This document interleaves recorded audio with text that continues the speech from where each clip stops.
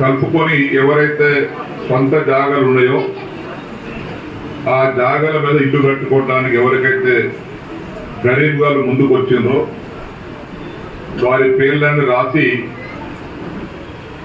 Commissioner గారి ద్వారా MPDO ద్వారా కలెక్టర్కి పంపించినాం.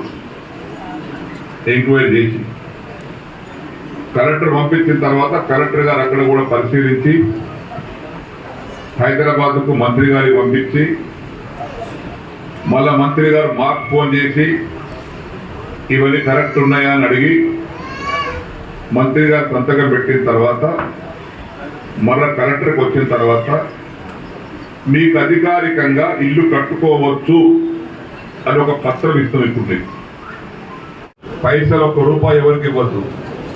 మేము బిల్లు ఇప్పిస్తాం, అది ఇప్పిస్తాం, ఇది ఇప్పిస్తాం అని ఎవరైనా అంటే కూడా మీకు ఇల్లు ఇప్పిస్తామంటే ₹1 ఇవ్వద్దు.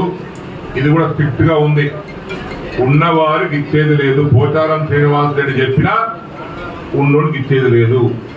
కేవలం 5 లక్షల రూపాయలు గవర్నమెంట్ ఇందిరా మిల్లు పెట్టు పేదవారికి ఇచ్చి తప్పితే మా వాడున్నాడు పోచారం శ్రీనివాస్ రెడ్డి రికమెండ్ చేసిండు, పెద్దసారి రికమెండ్ చేసిండు అని గరీబ్ కానటువంటి వ్యక్తి నేను రికమెండ్ చేసినా అధికారులు ఒప్పిపోద్దు.